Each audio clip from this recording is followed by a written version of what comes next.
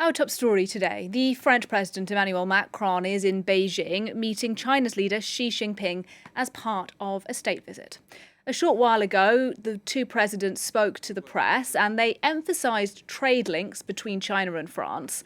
But top of the agenda was the war in Ukraine, with French pressure mounting on Beijing, a key ally of Russia, to take a more active role in ending the conflict. The second thing that you brought up, Mr. President, with much seriousness is the question of responsibility with regard to nuclear weapons. And the will that France shares is the total exclusion of the possibility of nuclear weapons in this conflict, so that the international treaties on the matter are respected.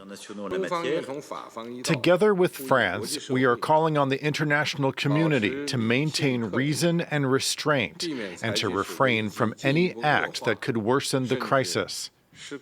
It's important that human rights are respected internationally and that attacks on civilians and institutions are avoided, and that women, children, and other victims of the conflict are protected. Well, to discuss Macron's trip to China, I'm pleased to be joined now by the researcher Jean-Pierre Cabestan. Thanks for speaking to us on France 24 today, sir. I'm interested in what you made of their comments on Ukraine today. Reading between the lines, do you think Macron and Xi were on the same page when it came to the war? Well, not exactly, as far as I understand the recent developments. Clearly, the shared objective has been mentioned by both sides, which is to restore peace in the region, in Ukraine, and between Russia and Ukraine. But the way to which that deal is maybe different for China and for Europeans, in particular for the French president. The precondition to any peace agreement will be a withdrawal of by Russia of its troops from Ukraine, and also I think the end of all hostilities between the two countries. But I think here where there is an agreement as well is on the question of nuclear weapons, not to deploy nuclear weapons in third country like Belarus, which was alluded to by Putin not long ago. Now, the problem is maybe not enough for really moving to a peace plan. And the big question is whether Xi Jinping is really willing to put pressure on Putin on this issue. The only thing which has not been mentioned yet is the fact that Xi Jinping had already announced that he will talk to President Zelensky of Ukraine in the coming days.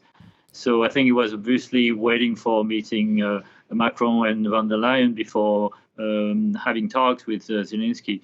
But I'm not too confident that anything will come out of those talks, because clearly China is too much on the side of Russia in this on this issue to be really a mediator between Russia and Ukraine. And when the two leaders spoke in front of the press, one thing they didn't talk about today was Taiwan.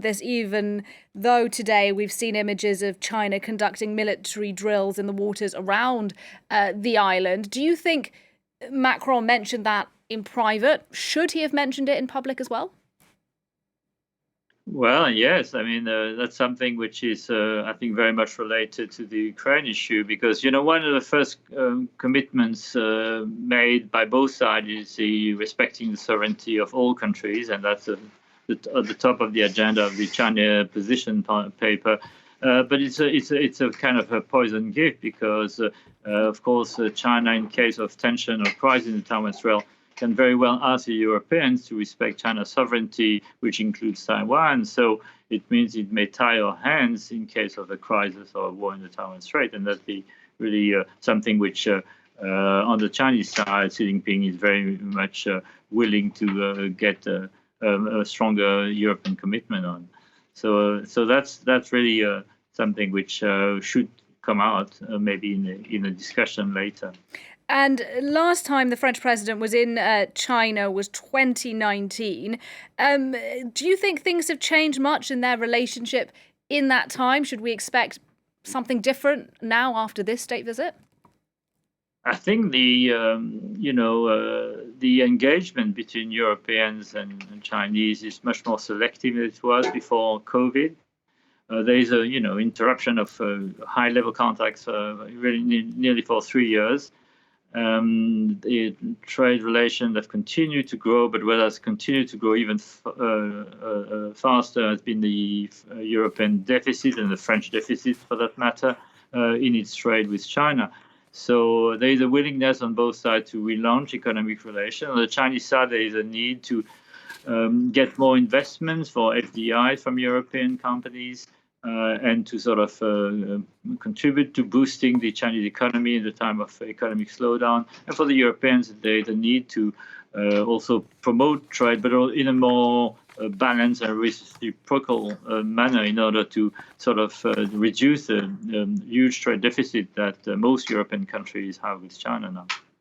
Jean-Pierre Cabestan, will have to leave it there, but thank you very much indeed, sir, for your time.